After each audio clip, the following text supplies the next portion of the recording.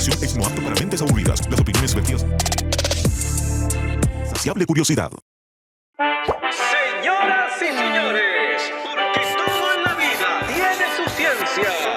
Aquí comienza All You Need Is Love. El show de ciencia y tecnología más querido del mundo. Con la conducción del periodista Iván Rimaza.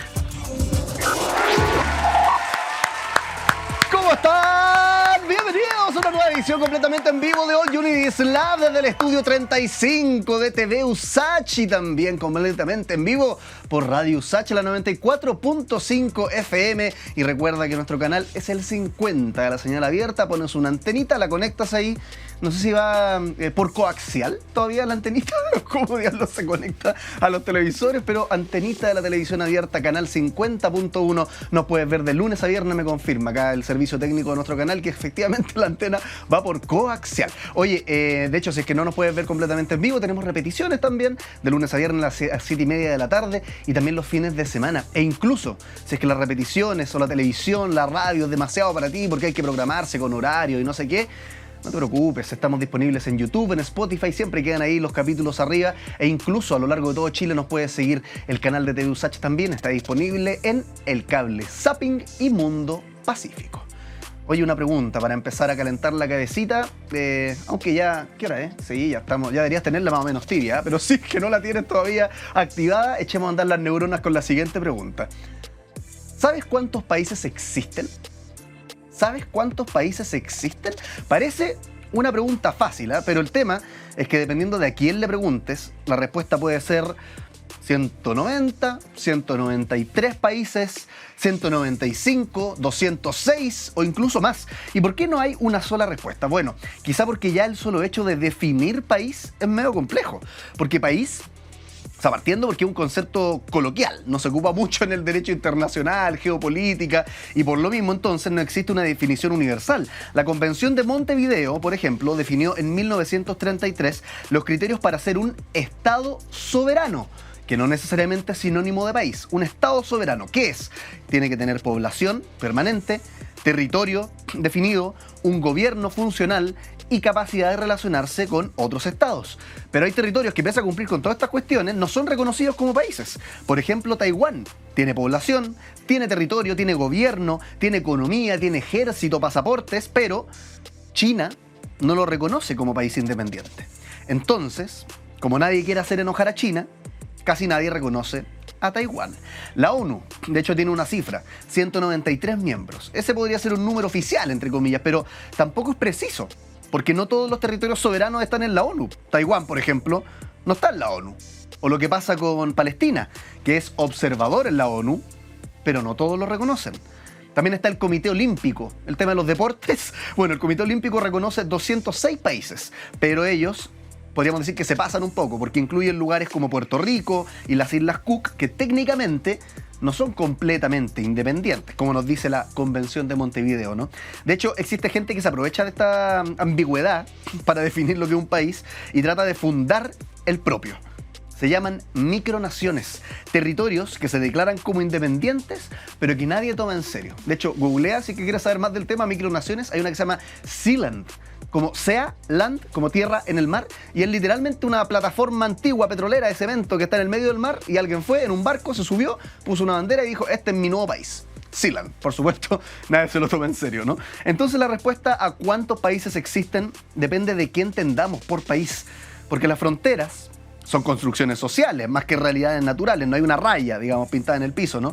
Y como no todos estamos de acuerdo en estas fronteras, la respuesta cambia, según quién responde. Acá comienza All You Need Is Love. Te escuchamos. Esto es Conexión Cuántica.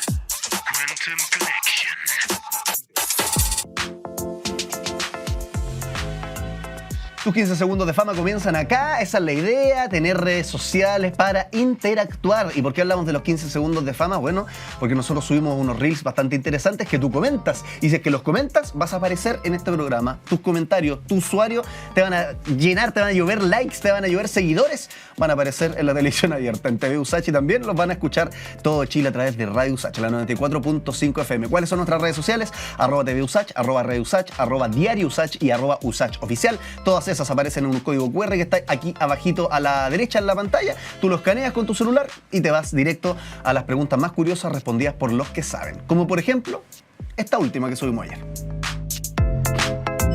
¿La ayahuasca te cambia la vida?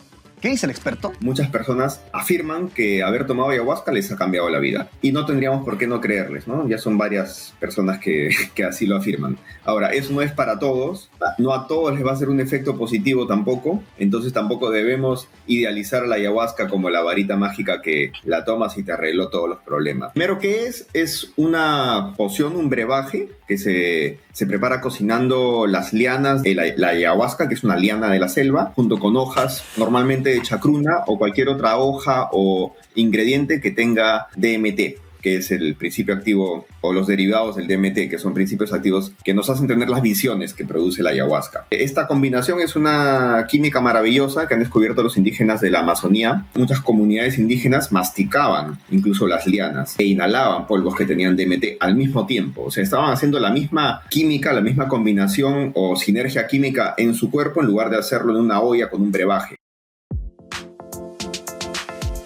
Interesante lo que nos comentaba ahí Fernando Carranza, y de alguna manera la reflexión que dábamos también, porque él es arqueólogo, por tanto suele viajar en el tiempo, podríamos decir, a través de su ciencia, también bioquímico, especialista en plantas psicoactivas, y hacíamos esta reflexión de cómo el impulso, digamos, o los psicólogos hablarían de la pulsión por alterar nuestra conciencia, es casi que inherente al ser humano. Nos contaba, desde la Amazonía, tiempos inmemoriales atrás, ya se consumía DMT, que hoy día es una de las sustancias más fuertes para alterar la conciencia. Bueno, es parte también de lo que tiene la ayahuasca. Oye, ¿qué es lo que nos comentaron? Veámoslo ahí en pantalla por TV USACH. Ahora sí tienen sus 15 segundos de fama. Alguien nos comenta: interesante información. Importante saber la participación de los pueblos indígenas en todo esto. Punk Venus nos dice también: oye, no conocía a fondo esto de la ayahuasca. Excelente video para entender cómo funciona. Mika Matic dice: muchas gracias por la información. No conocía las propiedades de la ayahuasca. Wow, no sabía de las propiedades de la ayahuasca. ¿A qué sabrá? Dice también Ángel 2U. ¿A qué sabrá? Qué buena pregunta. A ver, ¿qué dice Google? ¿Qué sabor tiene la ayahuasca? Esto es periodismo en vivo, chicos y chicas. Los efectos de un líquido, sabor amargo. Sabor amargo, nos dicen aquí. No sé. Voy a probarla este verano y les cuento cómo me va. Seguimos con más. All You Need Is Love. Y ahora, ¿quién podrá explicarnos?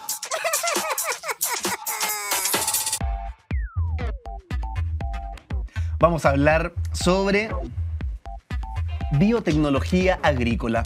¿Qué es la biotecnología agrícola? ¿De qué sirve? ¿Qué son los transgénicos también? ¿Cuál es la diferencia con la edición genética? ¿Hay más cuestiones en esta olla que es la biotecnología agrícola?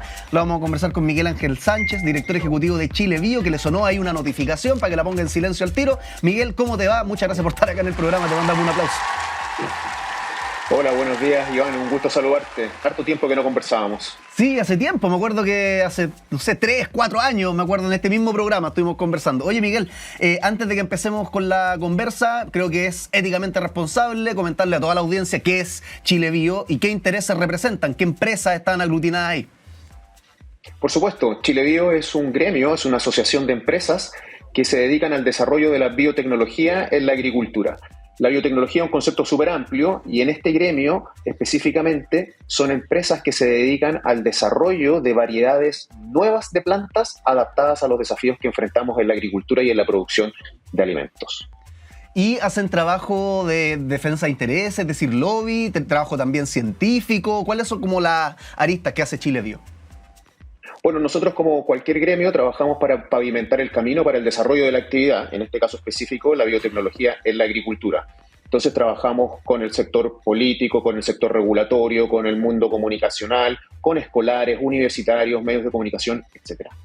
Oye, Miguel, partamos entonces. ¿Qué es la biotecnología agrícola y cuál es la diferencia entre un transgénico, que es el típico que se escucha siempre cuando hablamos de este tema, y la edición genética? Bueno, sí, la biotecnología agrícola incluye muchas herramientas distintas, muchos enfoques, pero que van apuntados en una misma dirección, que tiene que ver con incrementar la sostenibilidad de la producción de alimentos en el campo, que apunta también a aumentar la competitividad, a disminuir el impacto ambiental, a hacer que la agricultura en general sea más amigable con el medio ambiente. Entonces, las distintas herramientas que existen apuntan en esa dirección y ahí, en el contexto de desarrollar variedades de plantas adaptadas a los desafíos que enfrentamos, aparecen tecnologías como los organismos genéticamente modificados, como una herramienta biotecnológica para resolver estos problemas, que popularmente se conocen como transgénicos, y también en los últimos años han aparecido nuevas herramientas que se conocen bajo el nombre de la edición genética, que también buscan desarrollar variedades nuevas de plantas para los desafíos que estamos enfrentando, como la sequía, el calor, desafíos climáticos, etc. ¿En qué se diferencian estas tecnologías? Ambas buscan mejorar u obtener variedades de plantas adaptadas con mejores características, ¿sí? En el caso de los transgénicos, la forma de mejorar una característica es buscando en la naturaleza, primero, funciones. Cuando yo digo función, me refiero a genes, a pedacitos de ADN que contengan la información para producir una proteína específica. El objetivo es encontrar ese ADN en la naturaleza, copiarlo e introducirlo a nuestro organismo de interés para que nuestro organismo produzca una proteína que tenga una función específica que antes no la producía nuestro organismo. Y de esa manera, a través de la función de esa proteína, se mejora la característica o se logra la adaptación al desafío que queremos vencer, como puede ser la sequía, el frío, el calor, etc. Por otro lado, la edición genética no busca incorporar genes para que se produzcan proteínas específicas, sino que lo que se busca es trabajar directamente con el material genético propio de la planta, tratando de imitar procesos que ocurren en la naturaleza y generar cambios, generar diversidad genética en un organismo con el propósito de lograr la adaptación. Hoy día, principalmente, la edición genética se utiliza para inactivar funciones propias de los individuos, para evitar que se produzcan proteínas específicas y de esa manera lograr la adaptación. Entonces, la gran diferencia es que en el caso de los transgénicos estamos incorporando ADN de otro organismo para que se produzca una proteína específica y en el caso de la edición genética no se agrega ADN de otro organismo, simplemente se están inactivando funciones propias de un individuo. Hay una mnemotecnia ahí bien interesante, pues así es transgénico porque se están cruzando genes, ¿no? Pues yo creo que por algo ahí viene el trans, en cambio la edición genética solamente estás con esa especie puntualmente que estás trabajando, ¿no? O no sé si es más o menos preciso eso. Claro, en el caso de la edición genética, en términos muy sencillos, es como que nosotros trabajásemos con una goma de borrar en un cuaderno escrito con lápiz mina y vamos borrando y editando el contenido, los mensajes, ¿sí? Ahí se ocupa, en el caso particular, en ambos se ocupa CRISPR, por ejemplo, u otras tecnologías similares para que la gente se imagine también, porque editar un gen, chuta, hay que hacer un zoom gigante y supongo que la tecnología no es agarrar, no sé, una aguja y surcir, ¿no? Sino que hay una tecnología importante. Bueno, existen distintos enfoques y distintas aproximaciones. CRISPR, para que la gente conozca, es una de las técnicas biotecnológicas que ha venido a revolucionar esta área porque permite reducir los tiempos, reducir los costos, aumentar la eficiencia y la precisión para llevar a cabo todos estos mecanismos. CRISPR no solo se utiliza en la agricultura, se utiliza en la medicina y en otras áreas. Y esta herramienta, CRISPR como tal, sirve para hacer muchas cosas. Podría servir para hacer transgénicos, como también podría servir para hacer edición genética. Hoy día se está utilizando principalmente para hacer edición genética, que tiene que ver con cambiar o hacer pequeños ajustes en el ADN que imiten procesos que ocurren en la naturaleza, pero que en la naturaleza ocurren de manera azarosa. Y hoy día lo que buscamos nosotros es llevarlos a cabo cuándo, dónde y cómo nosotros queremos que ocurran esos cambios genéticos. Oye, Miguel, y aquí me acordé cuando hablabas tú de los transgénicos, que era como, digamos, incorporar un gen o proteína, digamos, de otra especie y se genera ahí un cruce, y no pude evitar acordarme de, no sé cómo se llama, tú seguramente conoces el concepto perfecto mejor que yo, pero cuando la gente como que corta una planta, ponte tú, de una especie y la pones sobre otra y como que se empiezan a unir. No sé si hay cachado que existe como ese fenómeno como de cosecha que las pegan, digamos, dos plantas y funciona. Ya, eso no es un transgénico necesariamente, tiene que haber edición genética, ¿no? No es solamente un cruce. Sí, eso no es transgenia ni edición genética, eso es un portainjertos, y eso se puede hacer entre algunas plantas que están emparentadas.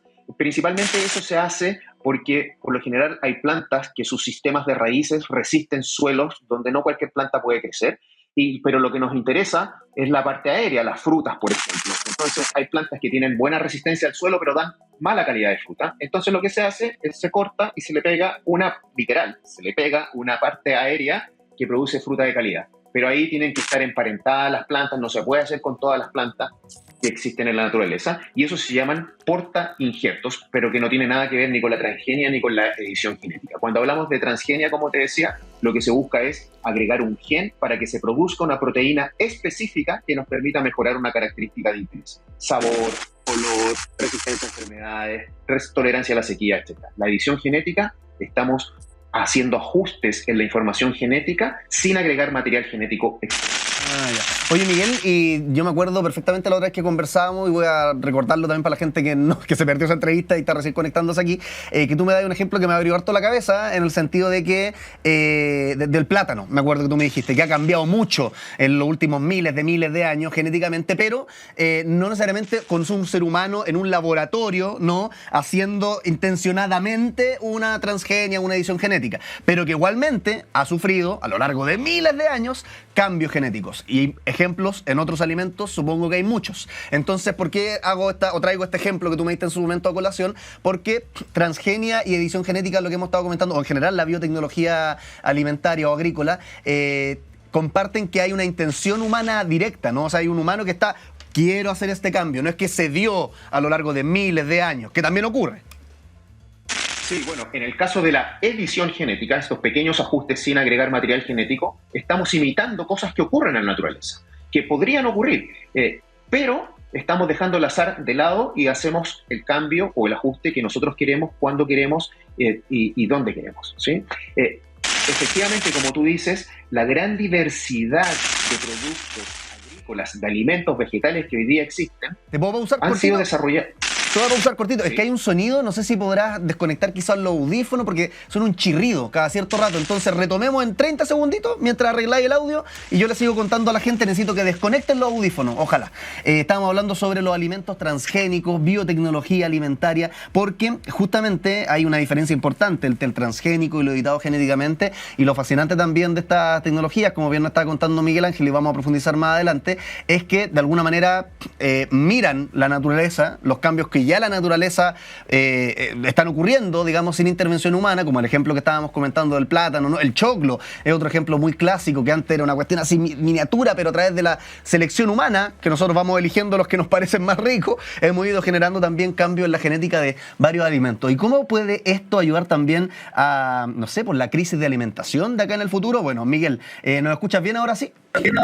Yo siempre escuché bien, nunca escuché ni una intervención. Te pido disculpas. Ya, oye Miguel, de hecho lo que te quería preguntar, a ver si puedes seguir profundizando en lo que estábamos comentando, pues cómo a veces los alimentos cambian sin necesaria intervención humana.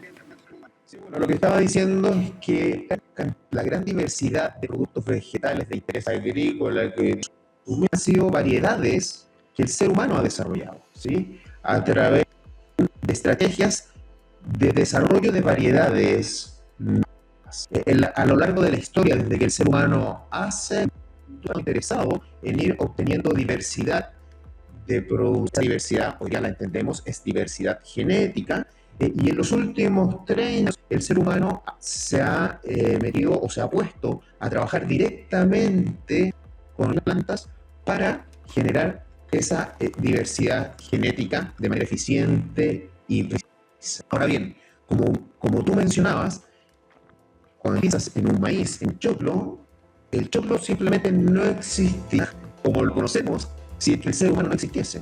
Lo mismo con la gran cantidad de frutas, porque son vegetales que el ser humano ha desarrollado, ¿sí? Y ahí hemos jugado en general la gran diversidad de productos. Y ahí en la ciudadanía que muchas veces que hoy día consumimos han estado en el planeta o en la naturaleza, y la verdad es que es el ser humano que los ha ido desarrollando con la ayuda de la biotecnología.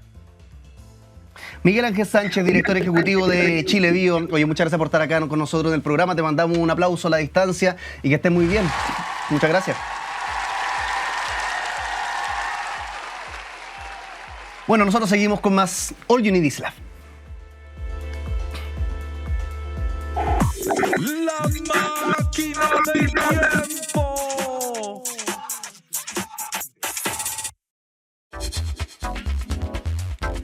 ¿Cómo era la kinesiología en la antigüedad? Los kinesiólogos, el estirarse, si te caías y después tenías que rehabilitarte. ¿Cómo se hacía todo eso en la antigüedad?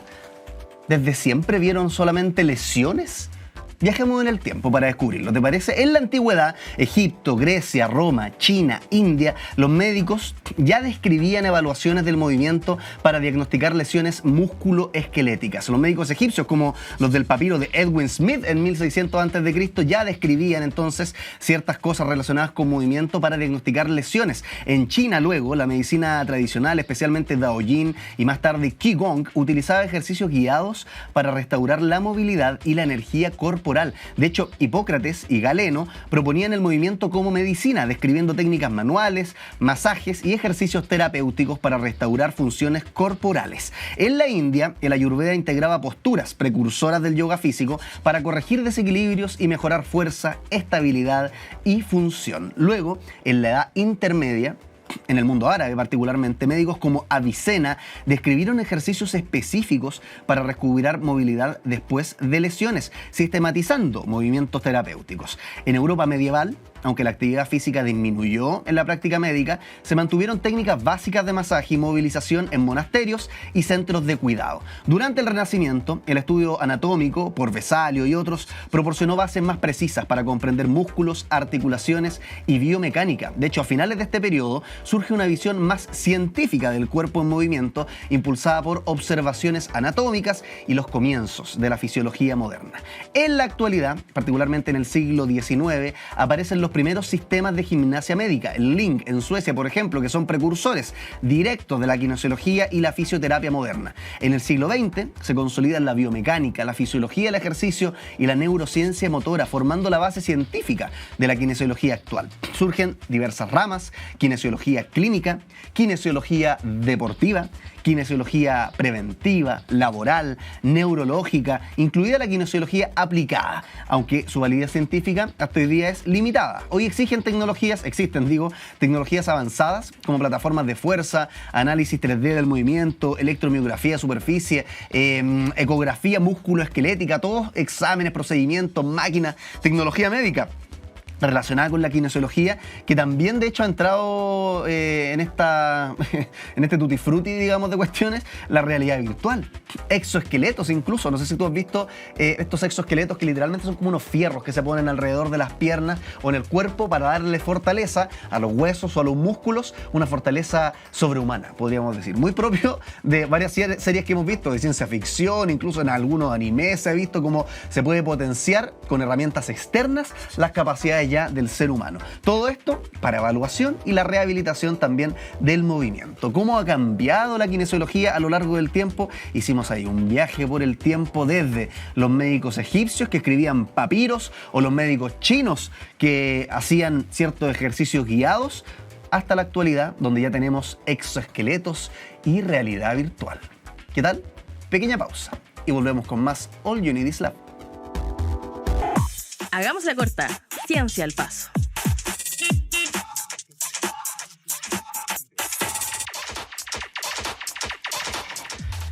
A 50 años de la primera excavación realizada por el arqueólogo y Premio Nacional de Historia Lautaro Núñez en la quebrada de Quereo, te cuento lo siguiente. Los vilos va a celebrar este hito patrimonial con el seminario Quereo Soñado para soñar un parque de conservación. El evento se va a realizar el viernes 28 de noviembre entre las 10:30 de la mañana y las 2 de la tarde en el Centro Cultural Blas Alarcón. Este encuentro lo organiza la Municipalidad de Los Vilos, Fundación Olivo, también varias organizaciones sociales dentro de un plan Conservación Los Vilos para reunir a especialistas de la ciencia, autoridades, comunidad también, para reflexionar sobre el valor natural y cultural de este sitio Quereo y las posibilidades de su conservación. El seminario va a tener 3 módulos: Quereo Fantástico, para hablar sobre la riqueza biológica del lugar con exposiciones de especialistas en paleontología, biodiversidad; Quereo Ancestral, dedicado al poblamiento humano, con la participación de Lautaro Núñez también, César Méndez, Joel Avilés, revisando los principales hallazgos arqueológicos. De hecho, ahí tenemos imágenes de un microdocumental que se ha hecho en la zona de Los Vilos, que nos muestra también lo precioso que es la zona en cuanto a la riqueza biológica del lugar. Quereo Soñado también, experiencias de conservación y presentación del estudio de factibilidad de un futuro parque en Quereo. Esta jornada va a finalizar con una visita a la exposición Sobrevivirán a las marejadas, a los siglos y a los sueños en el Bodegón Cultural de Los Vilos. El plan Conservación Los Vilos impulsa la restauración del patrimonio local, incluido el sitio de Quereo. Uno de sus próximos hitos va a ser, de hecho, la inauguración el 6 de diciembre de una sala museográfica dedicada al hombre de Los Vilos, que va a ofrecer una experiencia educativa sobre los vestigios arqueológicos del área. El evento es gratuito y abierto a todo público para que lo anotes. Se llama Quereo Soñado, va a ser el viernes 28 de noviembre entre las 10:30 y las 2 de la tarde en el Centro Cultural Blas Alarcón. Riqueza biológica, ciencia y tanto más, para que lo anotes. Seguimos con más All You Need Is Love. El que sabe, sabe. Y el que no conduce. Hablemos sobre la juventud. Esos malditos jóvenes me tienen hasta la coronilla, siempre con sus cigarros, sus pitos, su música rock, su ideología extremista. Malditos jóvenes. ¿De cuándo que pensamos así? Porque todo eso que acabo de decir yo no lo pienso necesariamente, pero parece ser que está ahí, ¿no? En el aire. Lo vamos a comentar con Mario Sobarzo, filósofo crack, académico también de la USACH, nuestro panelista de cine y películas. Mario, ¿cómo te va? Muchas gracias. Muchas gracias, Iván. Feliz de estar nuevamente aquí en el programa, que hayamos vuelto, ¿no? Con forma completa. Eso es un agrado siempre, que las universidades tienen que cumplir ese rol, tienen que servir justamente para que la gente tenga conciencia crítica, conozca también, tengamos fundamentos para poder dialogar. Oye, Mario, decía nuestro panelista de cine y filosofía, partamos justamente para activar la discusión con La Naranja Mecánica, un clasicazo de Stanley Kubrick de 1971, y luego ahí vamos desarrollando este comentario de la emergencia de la juventud como un problema. Veamos. Así es. El disco del estéreo paró, y en el silencio entre una canción y otra, de pronto ella abruptamente se puso a cantar. Y fue como si por un momento, hermanos míos, una gran nave hubiera volado adentro del Mar Lácteo y se me erizaron hasta los pelos más malenquis de mi plot. Y se me corrieron de arriba abajo, lentamente, como si fueran lagartos malenquis, una y otra vez. Porque yo conocía lo que ella cantaba. Era un fragmento de la gloriosa novena de Ludwig van. No me gusta nada lo que hiciste. Y ya no soy tu hermano ni quiero volver a hacerlo nunca. Cuidado. Ten cuidado, Odín, si queréis seguir viviendo en esta triste tierra. Jarbols. Bolsi Jarblocos para ti. Me las veré contigo con cadena o nocho, priva cuando quieras. No permitiéndote que me tolchoquees sin razón. Y no lo toleraré más. Una pelea con Nosh cuando tú quieras.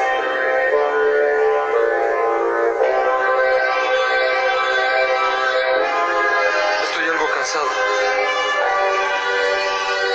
Es mejor no decir más. El camino a la cama es el mejor. Así que mejor vamos a casa a espachcar. ¿Bien y bien? Bien y bien. Bien y bien. Entonces el disco del estéreo paró. Al principio, Mario, vamos a hablar sobre la emergencia de la juventud como problema. Entonces quiero partir con 2 preguntas. 1, ¿desde cuándo que vemos así a la juventud? ¿Hubo una época en la que los jóvenes eran solamente adultos chicos? Y 2, ¿Cómo se relaciona la naranja mecánica con lo que vamos a hablar? Bueno, sí, pues efectivamente durante mucho tiempo primó un enfoque para analizar tanto la infancia como la juventud y la adolescencia, que los miraba como adultos que simplemente eran pequeños y que lo que tenían que alcanzar era el pleno desarrollo. Incluso, si tú te das cuenta, hay una obra magistral dentro del trabajo de Kant que se llama La Pedagogía, donde Kant habla de que cómo convertir al niño en un adulto, que es un proceso que tiene que ver con la incorporación de la cultura, la incorporación de la educación. Lo vuelve a reiterar además en otra de sus obras que también es muy relevante, que se llama ¿Qué es la ilustración?, donde es que Kant reflexiona sobre cómo convertir a estos ciudadanos para que puedan ser realmente plenos ciudadanos, que pasa por la adultez. O sea, el modelo era cómo transformar a los jóvenes en adultos. Y durante mucho tiempo la juventud fue solamente resuelta mediante los ritos de paso, ¿no? Los ritos de paso ocurren en las sociedades ágrafas, en las sociedades que tienen ritos, que lo que buscan y que configuran su conocimiento en base al mito, o sea, la tradición oral, y que buscaban incorporar a los jóvenes en el mundo adulto, y la forma era haciendo esta transición, que era un rito de paso, que tienen todas las características de llevarlos a un lugar autónomo, donde no tienen contacto con el resto de la sociedad, donde se disuelven ciertas categorías como la diferencia sexual, la diferencia económica, etcétera. Entras en un estado de comunitas, así lo llama justamente la antropología cultural, donde es que todos son iguales. Eso se disuelve con el desarrollo, la emergencia del capitalismo, el desarrollo de la gran sociedad industrial, que obliga a que el proceso se extienda en el tiempo. Ya no puede ser un proceso que ocurra en simplemente un rito de paso que puede durar un par de días, un par de semanas, a lo mejor hasta un mes, pero no pasa de eso. Hoy día no, se extiende, y al punto que hoy día hablamos de que pueden haber adolescentes de 40 años, a propósito del tema de la famosa teoría que señala que el traspaso de las etapas tiene que ver con el cumplimiento de tareas de desarrollo, y cuando esas tareas no se cumplen, entonces tú sigues estando en una etapa anterior. Bueno, el paso de la juventud a la adultez, por ejemplo, hoy día se ha extendido en que los jóvenes viven hasta más de los 30 años en la casa de los padres, en que se demoran mucho tiempo en conseguir el tener un trabajo más o menos estable, en que la etapa de construcción de las relaciones familiares y el nacimiento de la creación de los hijos puede ocurrir a los 40 años, a los 30 años o más incluso. Entonces, todos esos procesos han ido transformando la percepción de la juventud, y claro, en algún momento esta juventud se siente profundamente perdida, se siente profundamente sin puntos de agarrarse, de donde poder aferrarse. Esto es muy notorio en otra película también, que no la vimos acá, no la vamos a nombrar, que se llama El Ángel Azul, que está basada en un libro de Heinrich Mann, el hermano de Thomas Mann, y que es llevada al cine. Es la primera película sonora alemana, además, junto con las otras dos norteamericanas y inglesas, que dan cuenta, ¿no?, de esta emergencia, de esta aparición de la juventud como un problema. De hecho, el profesor Unrat, que es el que va a ver a estos jóvenes que se van a un topless, ¿no?, a lo que sería hoy día un topless, un cabaret en realidad, y que los va a controlar porque esos jóvenes son jóvenes que son indisciplinados, incivilizados, etc. Y La Naranja Mecánica es la gran expresión de esto. Está basada en un libro de Anthony Burgess, un libro que Stanley Kubrick era muy mal hablado, ¿no?, de las cosas que tomaba como libro. Decía que una buena película nunca puede sustentarse en un buen libro, sino que siempre tiene que ser en un mal libro, lo cual a Anthony Burgess le cargó. De hecho, fue a ver la película, la odió. Al principio salió hablando muy bien, pero después la odió, porque el libro de él tenía justamente 3 partes muy marcadas, y como Anthony Burgess era un católico en Inglaterra, recordemos lo que es ser católico en Inglaterra, que no son mayoría, son una iglesia anglicana, y le molesta mucho porque Stanley Kubrick se basa en la versión norteamericana, en la edición norteamericana, que elimina el último capítulo de la novela, y el último capítulo es un capítulo donde es que Alex se convierte en un buen ciudadano, una persona que tiene familia, un buen sujeto integrado. En cambio, termina con la edición americana, que no les gustó el hecho de que este último capítulo fuera tan redentorio, y sacan justamente ese capítulo y queda con la escena final, que es esta escena que todos recordamos, donde Alex no sabemos si está muriendo o está entrando en un éxtasis espiritual sagrado de tipo sexual, ¿no? Claro. Porque también escuchando justamente la Novena Sinfonía, que es su obra favorita. Además, con la música de Wendy Carlos, anterior Walter Carlos, ¿no? Sintetizadores. Que es primera vez que se utiliza música electrónica en el cine, es la creación, justamente Walter Carlos es uno de los creadores de lo que es la música electrónica psicología en general, no solamente eso, junto con los experimentos que hace Luigi Nono en Italia y otros autores más, pero es uno de los referentes respecto a este tema. Entonces, hay toda una cantidad de elementos dentro de esta película que son extraordinarios. Por ejemplo, Stanley Kubrick se consigue la cámara Zeiss y la tira desde el segundo piso cuando es que Alex se suicida, se intenta suicidar. Eso lo tiene que rodear porque es una cámara extremadamente cara que han utilizado la NASA para filmar justamente en el espacio, en el primer viaje a la Luna, ¿no? Cuando es que llega justamente el famoso Apolo 11 y se detiene en la Luna, utilizan esta cámara que la vuelve a utilizar en otra película que se llama Barry Lyndon también, porque permite filmar con bajo cantidad de luz. Claro. Y en este caso la tira desde el segundo piso, la recubren entera de espuma para que no se rompa, porque una cámara extremadamente cara, una cámara que es un prototipo en el fondo y se la logra conseguir por el contacto que tiene justamente Stanley Kubrick con la NASA, que aquí entra lo segundo, ¿no? Este tema de famosa historia de la conspiración que hay de que Stanley Kubrick habría hecho en realidad la llegada del hombre a la Luna, la habría filmado él, aprovechando justamente que el 2001 había salido un año antes de la llegada justamente a la Luna por parte de la NASA. Oye, Mario, esto que comentáis de los ritos me hace pensar como... Por algo es tan se percibe como tan fantasioso y tan infantil Peter Pan, ¿no? Porque es como rebelarse contra todo esto, contra todo el hecho de que tiene que haber un punto de quiebre, que termine la juventud, empecemos a ser adultos, hagámonos grandes. Claro. Peter Pan es todo lo contrario, por algo de un delirio, ¿no? Porque es como, no se acaba nunca la infancia, no se acaba nunca la juventud. Entonces la pregunta es, de alguna manera, como que pareciera por una parte que este impulso de querer terminar con la juventud no solamente es muy propio del joven, o sea, el joven quiere ser adulto, o a veces no, podríamos también intencionar aquello, pero también la sociedad lo presiona a que deje de ser joven rápidamente. Sí. ¿Por qué tenemos que dejar de ser jóvenes? ¿Por qué hay una máquina que nos apura para dejar de ser jóvenes? Bueno, ¿por qué no podemos ser más como Peter Pan? Porque, bueno, Peter Pan es un complejo, además. No solamente está la película y el libro de Barry, sino que también hay un complejo ligado a Peter Pan, que se lo nombra en el psicoanálisis, y que tiene que ver con aquel que se niega justamente a pasar de etapa de la infancia a la adultez, y que viven constantemente cometiendo errores. De hecho, es una de las cosas que los hace sufrir mucho a los que sufren ese complejo, porque en el fondo son incapaces de generar vínculos duraderos, por ejemplo, a nivel de relaciones de pareja, son incapaces de tomarse las cosas muy en serio, siempre cometen situaciones que los hacen cometer faltas o errores que los hacen perder el trabajo, porque son bastante livianos en sus formas de comportamiento.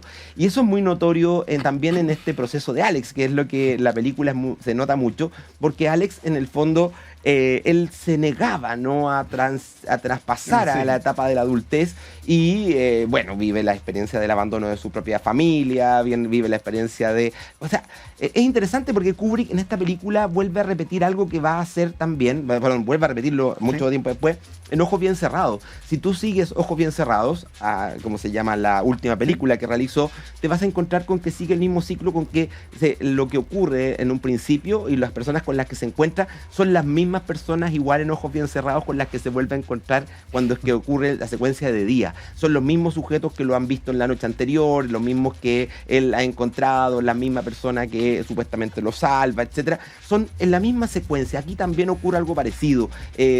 Alex vuelve a la calle y se encuentra con los amigos que eran sus amigos, que ahora son policías, se encuentra con los mendigos a los que le ha pegado, etc.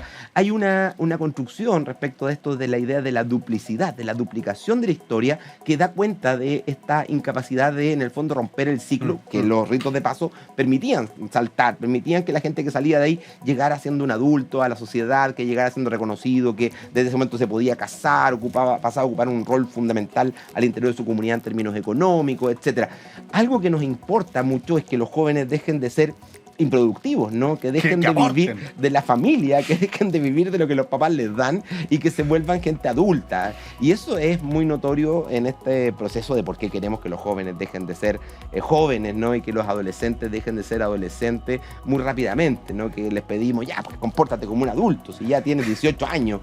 Y la verdad es que a los 18 años sabemos que el cerebro todavía no ha terminado de desarrollarse, la parte paleofrontal del cerebro que tiene que ver con toda la moralidad y con las decisiones que son centrales respecto al peligro, recién terminan de formarse a los 25 años. Entonces, decirle a un joven que se comporte de esa forma es asaltarse los 7 años que le quedan todavía para ser bastante irresponsable. Ahora, eso es una cuestión compleja porque en el fondo La gran problemática de esto es que si los jóvenes terminan de desarrollarse a los 25 años, ¿cómo nos hacemos cargo de ayudarlos a protegerse, por ejemplo, respecto a las tecnologías digitales, que son tremendamente invasivas respecto a nuestra subjetividad? O sea, nos pudren cerebral y socialmente. Exactamente. Es tan adictivo como lo que puede ser la droga o tan adictivo como lo que pueden ser otro tipo de cosas. Oye, Mario, veamos cómo le hemos ido otorgando entonces a esta juventud ciertos rasgos que nos molestan con la siguiente película que se llama Pizza Birra Faso de 1998, que sería como pizza, cerveza y pito, básicamente. Claro. Revisémosla y seguimos comentando.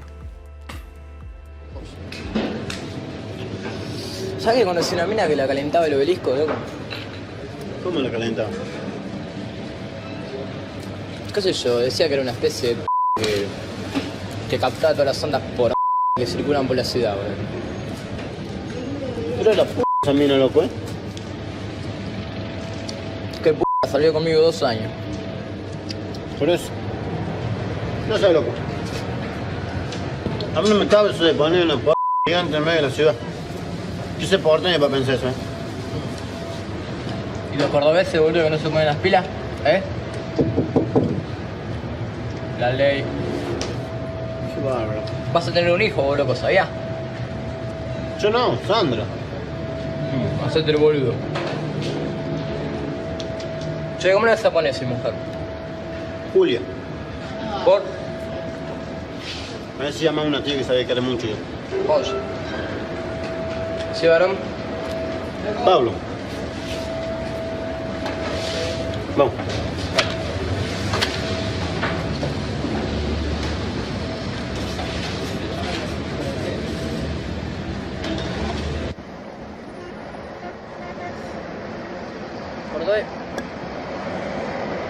¿Viste que el obelisco tiene unas ventanitas allá arriba, boludo?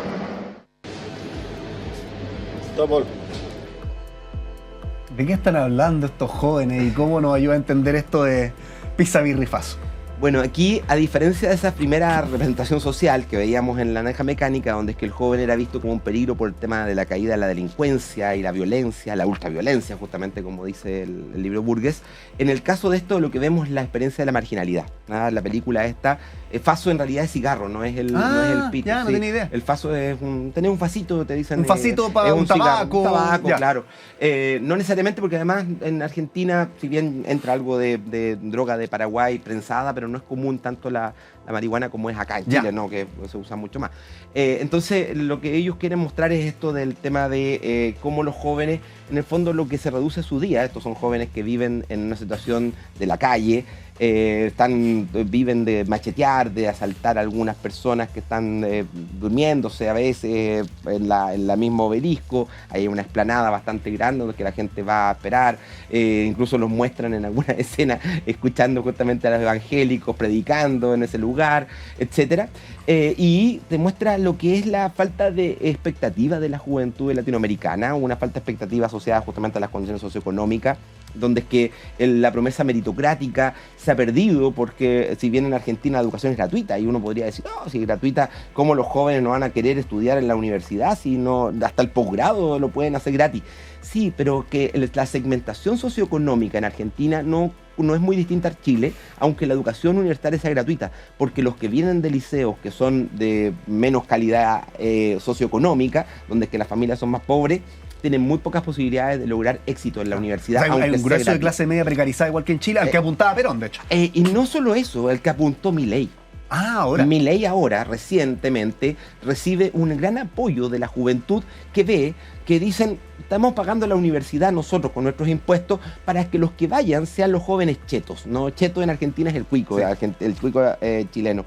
Entonces dicen, ¿por qué nosotros le pagamos, que somos los pan pobres, una universidad gratuita si el verdadero beneficio social va para los más ricos? Y hay un cuestionamiento a la universidad, hay un cuestionamiento a la educación pública, además muy influido por lo que ha significado para los argentinos el venir a Chile y ver que Chile las cosas aparentemente funcionan, donde es que la gente sienta acá que vienen y que, por ejemplo, no puedes coimar a un policía, que, por ejemplo, es una situación donde es que las cosas, la gente respeta las instituciones. Eso lo ven con una gran admiración desde la Argentina. De hecho, Milei ha puesto como referente justamente de lo que hay que hacer en temáticas educativas, de lo que hay que hacer en temáticas económicas a Chile. Sí. Entonces, hay una reacción muy fuerte de esta clase media precarizada que antiguamente con Perón efectivamente tenía acceso a la educación, a la salud, a la vivienda, ¿no? Perón decía, lo que es el sustento de la sociedad argentina es el ladrillo. Hay que invertir en ladrillo, o sea, construir carreteras, construir casas para la gente, desarrollar el país mediante lo que es la infraestructura. Claro. Hoy, la infraestructura argentina, tú te vas a la carretera 40, que es la que sería el equivalente a nuestra carretera austral, ¿no? Que cruza de norte a sur por el lado de la cordillera, y fíjate que es un desastre. Hay lugares donde es que no hay carretera, está destruida porque hace 40 años que no se ha invertido en recuperar las carreteras. Entonces, ambos apuntaron del mismo sector, pero con ideología completamente distinta y con propósito totalmente distinto. Exactamente. Ahora, considerar que Milei, como muchos de los políticos argentinos, partió en el Partido Peronista, no es que haya llegado a la ultraderecha a partir de ahora, sino que se da vuelta en alguna medida sus ideologías, sus convicciones, cuando dice el peronismo con toda su doctrina de proteger la economía, de proteger a la gente, en realidad lo que está haciendo es simplemente beneficiar a los más ricos, porque la clase más baja efectivamente no ve esas mejorías, sino que lo que ven son bonos que les permiten vivir, pero que no les permiten efectivamente desarrollarse. Oye, entonces, perdón que te interrumpa, Mario, pero ¿cómo? Porque yo creo que esa escena también podría funcionar en Chile.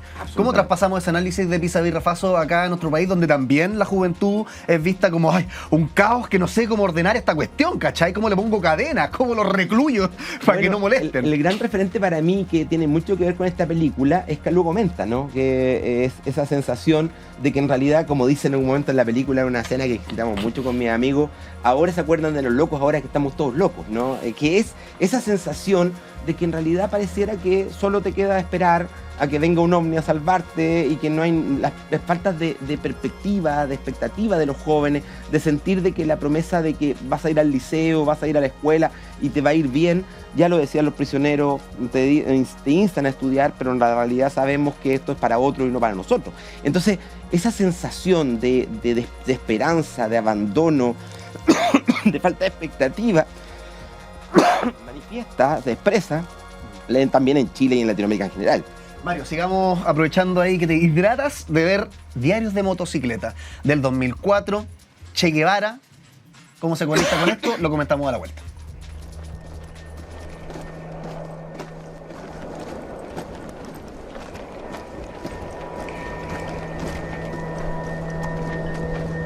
Mira que sos soberbio, pendejo, contesta por lo menos. ¿Qué querés, volver?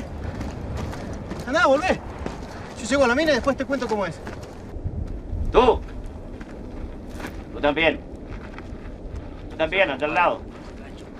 Tú también. El de arriba. Vamos, tú también. Tú. Vamos, rapidito. ¿Ustedes dos? ¿Qué hacen aquí? Nada, estamos mirando. ¿Mirando qué, weón? Esto no es atracción turística. ¡Fuera! Oiga, ¿usted no se da cuenta que esta gente tiene sed? ¿Por qué no le da un poco de agua, carajo, eh? Mi vida, llévatelo mejor. Antes que llames para que te encierren, weón. ¿Por qué? ¿Por qué? Invasión de propiedad privada. Este es territorio de la Anaconda Mining Company. ¡Ya, andando!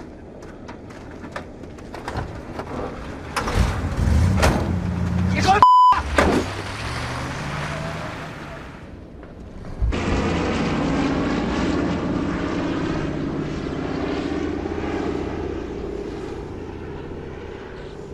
No es este el relato de hazañas impresionantes.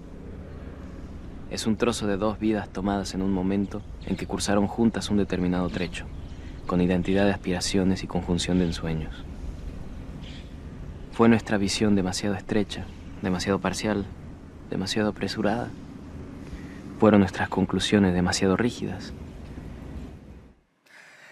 Oye, Mario, me da la idea acá de que en diarios de motocicleta se le otorga un valor o se pone en valor aquello que por la adultez es visto en la juventud como problema. Absolutamente. Aquí hay que considerar de que esta es la idea de la juventud como esperanza, ¿no? Y parece que la idea de la juventud como esperanza, ya lo dijo una filósofa que se llama Hannah Arendt, tiene que ver con que los jóvenes, ¿no? Los niños y los jóvenes representan siempre la oportunidad de lo nuevo. siempre cada vez que nace un niño, dice ella, es como que se vuelve a renovar el mundo y se vuelve a abrir todas las esperanzas de transformación del mundo. Y pone como ejemplo a Cristo, ¿no? Que viene a ser un revolucionario moral, que cambia la estructura moral de lo mirada dominante de su época, dice ella, que era el tema de que el ojo por ojo, diente por diente, tú me hiciste algo y te lo cobro. En cambio, Cristo viene a decir todo lo contrario, pone la otra mejilla si te dañan, y si te vuelven a hacer daño, acompaña al otro que te ha hecho daño. O sea, eso viene a ser una revolución moral. Bueno, en alguna medida, el Che Guevara es una experiencia de esa revolución moral, es una experiencia de este joven que parte siendo de la élite económica argentina. Hay que considerar que él es familiar de lo que son los intendentes de Buenos Aires, que es la élite total de la sociedad. Una familia empobrecida por los malos negocios de la familia, del papá en particular, pero que sigue teniendo contacto, y aquí lo vemos, ¿no? Pasa por Areco, que es una de las ciudades de la élite de la... No, un activista que emergió de la base proletaria. Nada, no tenía esa preocupación. Tenía la sensibilidad social, pero él era una persona, un joven que era de clase media acomodada, estudiaba medicina, tenía todas las condiciones para haber sido simplemente una persona que se convirtiera en un médico millonario, y no lo hizo, sino que entra en contacto con la realidad de la pobreza en Latinoamérica y lo impacta profundamente. Y fíjate que aquí esta escena la elegimos particularmente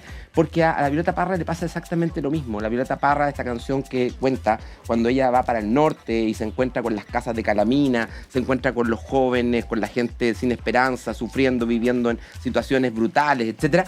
Es la misma experiencia que le pasa al Che Guevara, que empieza a descubrir esta pobreza, empieza a descubrir los grados de miseria con los que viven los trabajadores. Y en mi caso particular, mi abuelo trabajó en la Anaconda, ¿no? Fue minero de la Anaconda. La experiencia justamente de el vivir esto de la segmentación social al interior de lo que eran las minas en la propia Anaconda, ¿no? Habían casas para los ejecutivos y otras casas para los trabajadores muy distintas. Por ejemplo, en un lugar como Sewell, donde es que estaban diferenciados y eran castas al interior de la propia sistema de empresa. Además de la cantidad de dinero que se llevaban estas empresas del cobre, ¿no? Cuando es que la conciencia que significa la recuperación del cobre para los chilenos, que hoy día nuevamente está privatizado, está entregado, bueno, en ese momento, cuando es que la totalidad, por unanimidad, el Congreso Nacional nacionaliza el cobre con el gobierno de Allende, y lo había nacionalizado anteriormente una parte en el gobierno de Eduardo Frei, daba cuenta de una sociedad, de un país que vivía esta experiencia de la juventud. Algo que me llama a mí mucho la atención hoy día es que hoy día hay cada vez menos jóvenes, y van a haber cada vez menos jóvenes por la tasa de crecimiento de la tasa poblacional. Entonces, la idea de mostrar esta película es también decir, hay esperanza, es posible efectivamente una revolución, no necesariamente una revolución social o política, me encantaría, pero no necesariamente, una revolución cultural, una revolución de una transformación de la esperanza, una revolución que nos permita recuperar la idea de que el mundo es posible de cambiarlo, de que el mundo no es una cuestión que está dada, sino que está haciendo constantemente, y que por lo tanto siempre está en nuestras manos el poder transformarlo. Yo creo que me quedo con esta imagen de la juventud como esperanza, de la juventud que se da cuenta de la realidad en la que vive y dice, no me quedo con eso que es así, sino que soy capaz de tomar la decisión, hacer algo, transformarlo. Y bueno, sabemos que el Che Guevara terminó asesinado justamente en Bolivia. Pero lo que representa el Che Guevara, que hasta el día de hoy tiene canciones, tiene, como dice la canción de los propios Bersuit Belcarrabat, ¿no? Lo llevan en la remera, ¿no? Jóvenes que lo llevan en la remera, jóvenes que aprenden de esta esperanza, de este ejemplo, de este modelo de luchar, de lanzarse a cambiar el mundo.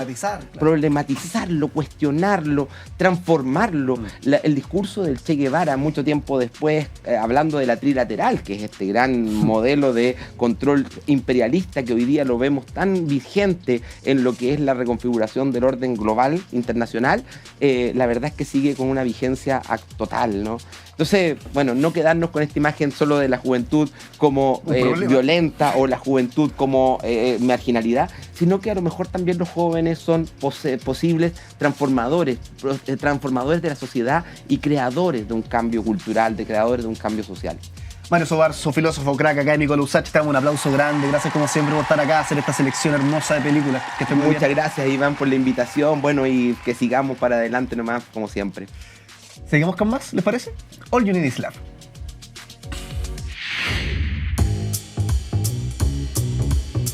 Hoy que hablamos de cosas el día de hoy. Por ejemplo, al principio del programa, Mientras saludamos también ahí al Departamento de Comunicaciones, la directora de nuestro programa, Carla Marín, el jefe de este canal, Esteban Está y tanta más.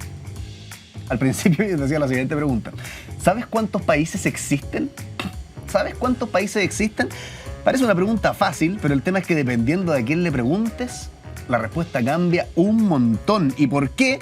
Bueno, porque las fronteras son construcciones sociales más que realidades naturales y como no todos estamos de acuerdo, la respuesta cambia según quién responde. Además que no tenemos una definición exacta de país, entonces todo se complica. La ONU nos da un número que en realidad no importa mucho porque no todos sus estados miembros son considerados país. Bueno, ahí puedes revivir como siempre en Spotify y en YouTube toda esa explicación. A la primera mitad del programa hablábamos sobre biotecnología agrícola, es decir, transgénicos, edición genética en los alimentos. Y recién con nuestro panelista de películas y filosofía, Mario Sobarzo, hablando sobre la juventud. ¿Desde cuándo y cómo es que se armó esta idea de que la juventud es problemática? ¿Por qué la vemos como violenta? Y también quedarnos con este sabor de todo eso, toda esa problematización propia de la juventud, también puede ser interpretada como una esperanza, como bien nos decía Mario, más que ser estos adultos amargados que se molestan por todo. Oye, nos encontramos en otra, como siempre, lunes a viernes a las 11 de la mañana, completamente en vivo por TV USACH y por Radio USACH.